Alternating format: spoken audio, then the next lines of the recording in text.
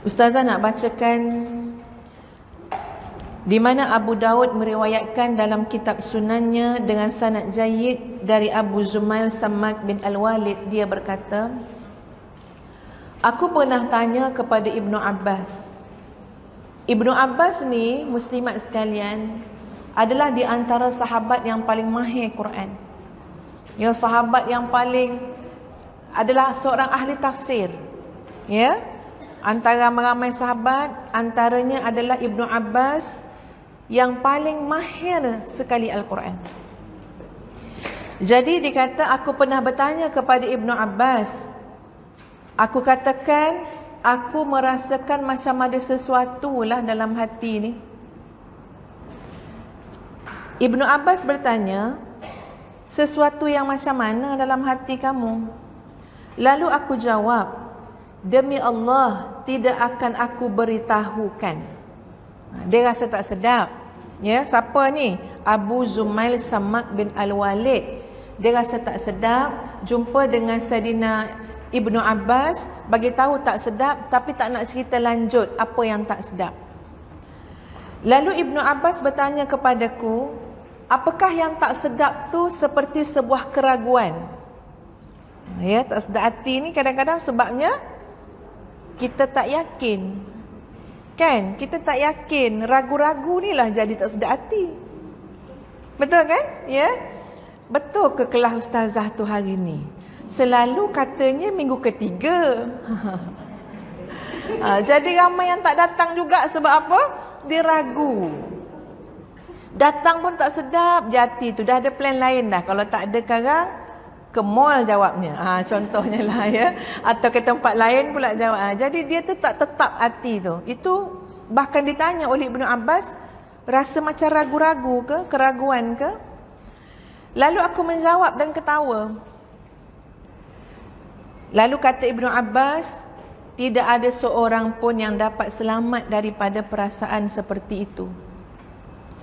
Ibnu Abbas melanjutkan, sehinggalah Allah Azza wa Jalla menurunkan firman-Nya dalam surah Yunus ayat 94. Bagaimana bunyi firman Allah dalam surah Yunus ayat 94? A'udzu billahi minasy syaithanir rajim. Fa in kunta fi syakkim mimma anzalna ilaik fas'alil ladzina yaqra'unal kitaba min qablik. Maka jika kamu, wahai Muhammad, berada dalam keraguan tentang apa yang kami turunkan kepada kamu, maka tanyakanlah kepada orang-orang yang membaca kitab sebelum kamu. Masya Allah. Nampak tak sahabat semua, apa penyakit rasa ragu dalam hati kita? Apa penyakit rasa tak jelas dalam jiwa kita?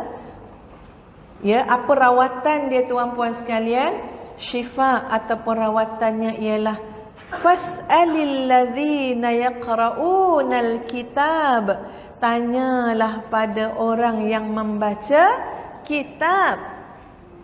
Dalam konteks ayat ini adalah satu ayat tuan-puan sekalian ya kepada Nabi kita Muhammad sallallahu alaihi wasallam.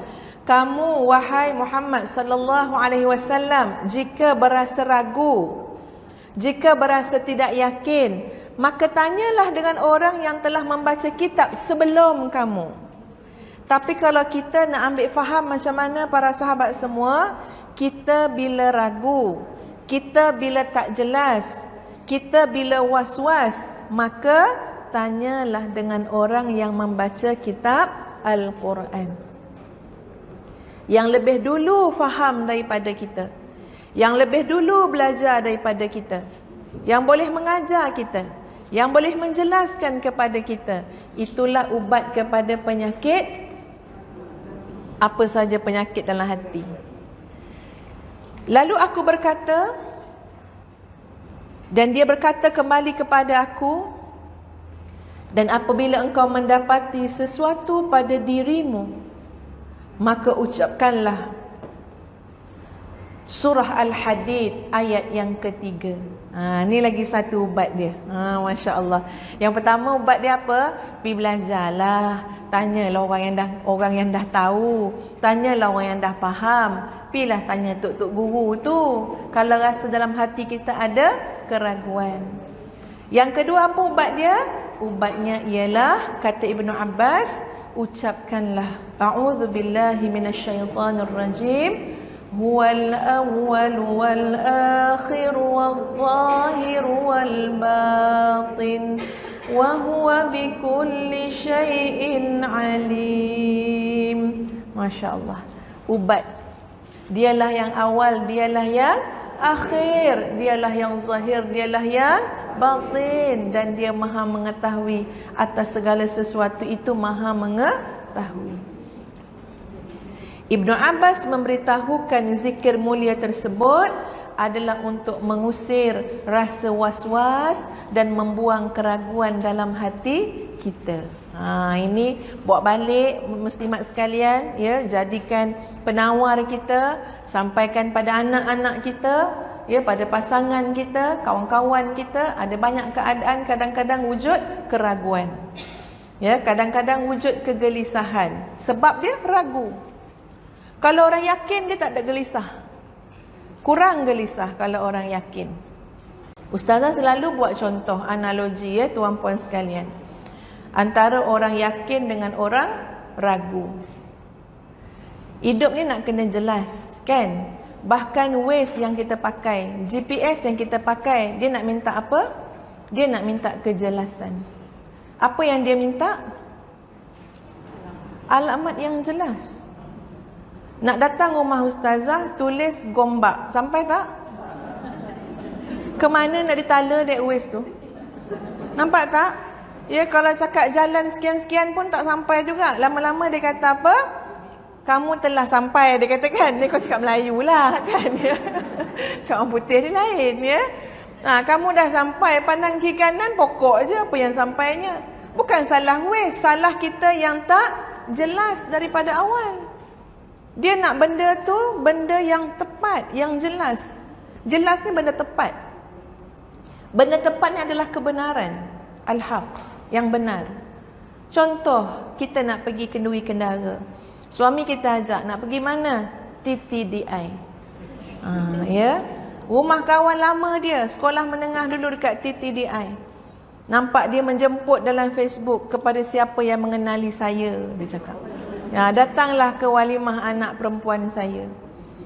Jadi suami kita pun ajak, jom kita pergi rumah kawan abang. Kat mana? TTDI. TTDI tu luas bang, jalan mana, taman apa? Kita jalan je lah, nampak ada kemah depan tu, orang tanya. Betul tak tuan-puan?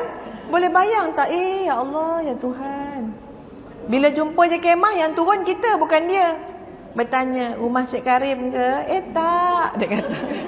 Masuk balik dalam kereta, jalan lagi, cari lagi, turun lagi, tanya lagi, salah lagi.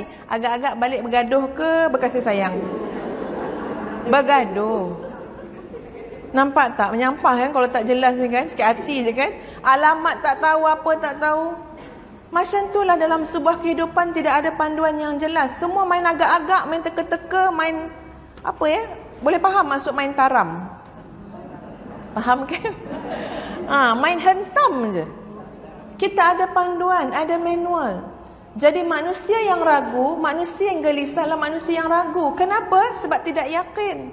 Tengok perjalanan orang yang yakin. Kat mana rumah dia bang? TTDI. Taman apa? Sekian-sekian. Nombor berapa? Nombor sekian. Tulis je kat Waze tu. Waze pemandu, bagi panduan, insya-Allah elok je.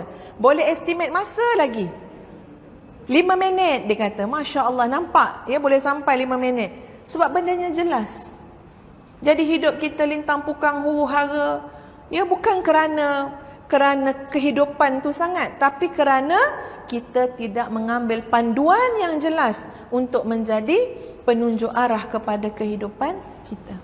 Kalau ada panduan jelas, insya-Allah ada yakin. Bila yakin, hati senang, hati bahagia, hati lapang. Bila tak yakin, ya, berbolak-balik, ragu, gelisah, murung, semuanya datang. Tapi alhamdulillah, ya, seorang sahabat Nabi kita Muhammad sallallahu alaihi wasallam yang mahir sangat dengan Al-Quran, iaitu Ibnu Abbas, telah memberikan kepada kita dua jalan. Yang pertama, dengan mengambil iktibar ataupun pemahaman daripada maksud ayat 94 surah Yunus. Dan yang kedua, dengan kita melafazkan, mengingatkan diri kita dengan surah Al-Hadid ayat yang ke-3. Ustazah baru teringat hari tu bagi kerja rumah. Baru teringat ni ya. Bukan ustazah suruh hafal ke 6 ayat tu? Betul tak puan-puan? Jadi apa ceritanya? Ke hafal ayat nombor 3 ni je. Okeylah ya.